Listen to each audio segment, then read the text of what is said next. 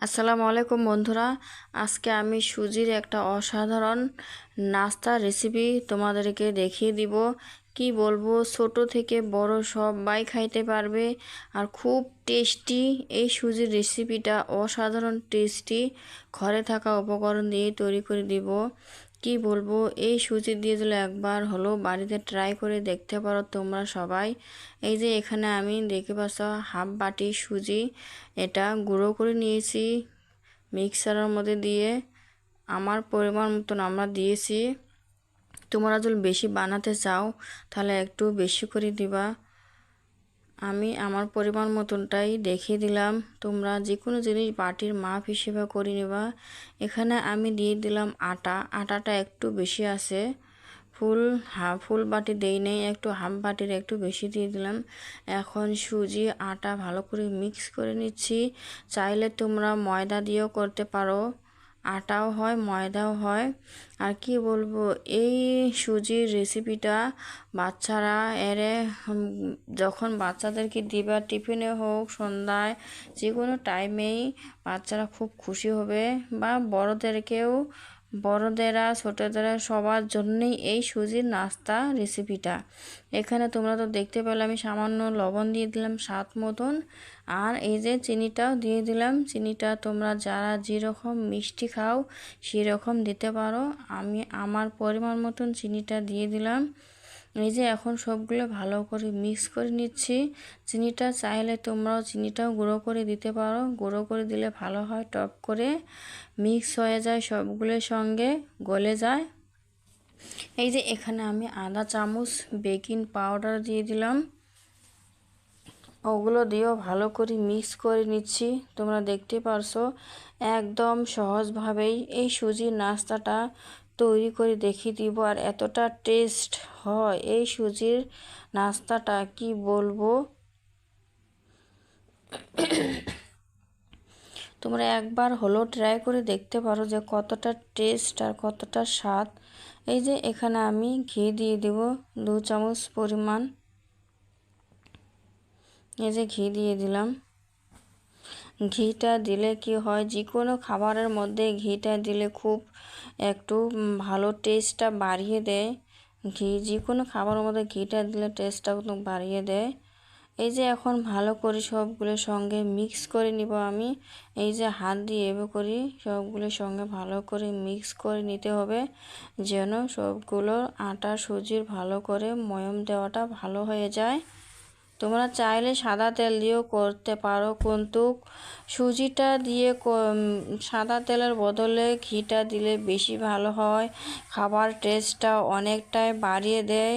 এই যে যখন হাতের মধ্যে এইভাবে মোট হবে তখন জানবে হয়ে গেছে ভালো মতন। এখন এই যে আমি এটা নিয়ে নিলাম নর্মাল জলটা তোমরা একটু একটু করে দিয়ে দিবা, একদম একবারে ঢেলে দিবা না। আর একটু কথা, এটা কিন্তু নর্মাল জল, কোনো গরম জল নয়।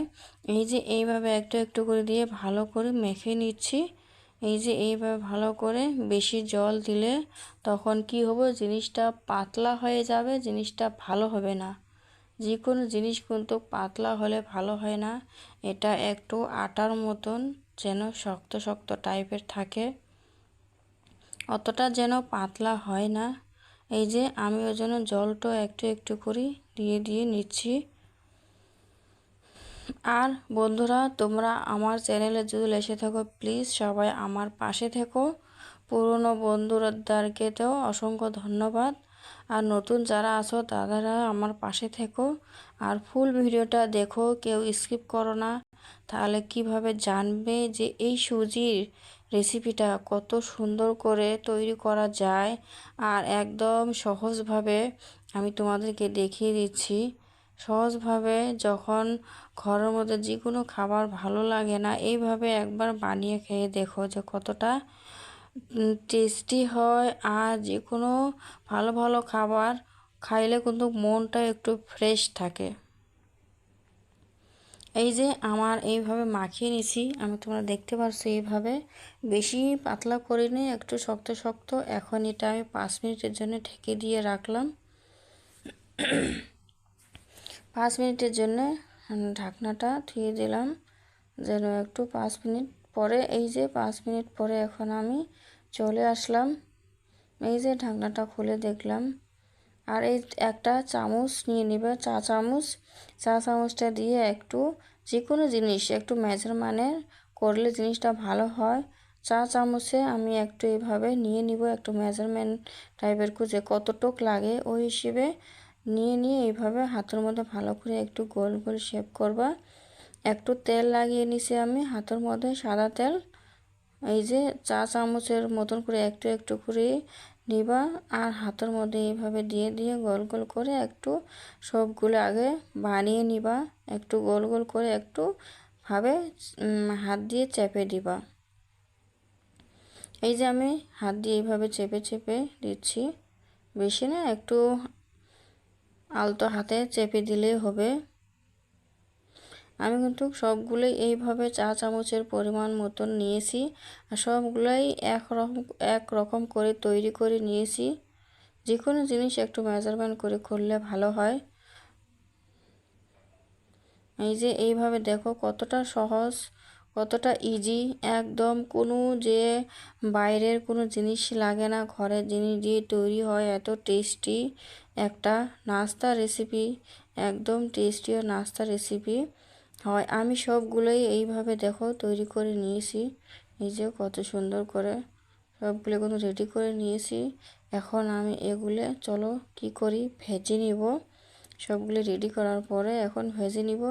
এই যে এখানে আমি তেল দিয়েছি কড়ার মধ্যে, তেলটা গরম হয়ে গেছে। আর গ্যাসটা মিডিয়ামে রাখবা, হাই রাখবে না, মিডিয়ামে রেখে সবগুলোই ভেজে নিবা এইভাবে যেন ভিতরে সিদ্ধ হয়।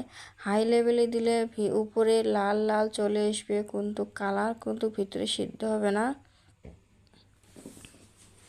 যখন খাবো তখন কিন্তু তখন ভিতরে সিদ্ধ হবে না, খাইতেও ভালো লাগবে না। ওই জন্যে মিডিয়াম টাইপের রেখে জিনিসটা ভালো করে ভেজে নিলে ভিতরে সিদ্ধ হবে, উপরে মুচমুচে, কি বলবো, অসাধারণ লাগে এই সুজির নাস্তাটা। তোমরা একবার হলো ট্রাই করে দেখো যে কতটা সহজ এই সুজির নাস্তা। একবার খাইলে যে কেউ হয় না কেন বারবার খাইতে চাইবে। এই নাস্তাটা বাচ্চাদেরকে টিফিনও দিতে পারবা, একদম সহজ, কোনো ঝামেলা নাই, শুকনো খাবার। বিকেলে চায়ের সঙ্গেও খেতে পারবা, চাইলে মেহমান আসলেও ঝটপট করে এগুলো তৈরি করে দিতে পারবা। এখন তো আমরা সব কিছুই বাজার থেকে কিনে আনে দেই, সব কিছু অতটা বাজারের জিনিস খাইতেও ভাল লাগে না। যে কোনো রেডিমেড ঘরে থাকা উপকরণ দিয়ে এইভাবে একবার হলো বানিয়ে খেয়ে দেখো যে মুখের স্বাদটাই আলাদা হয়ে যাবে, টেস্টটাই আলাদা হয়ে যাবে।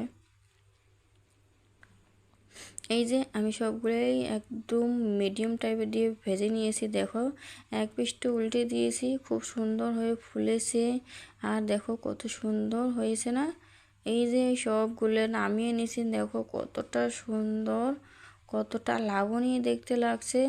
উপরে কিন্তু মুচমুচে, ভিতরে কিন্তু কি বলবো একদম নরম। এই দেখতে পারছো, হাত দিলে টিপে দিলে বোঝা যায় যে ভেতরটায় কত নরম, উপরে মুচমুচে। তোমরা বন্ধুরা পারলে একবার হলো ট্রাই করে দেখতে পারো এই নাস্তা।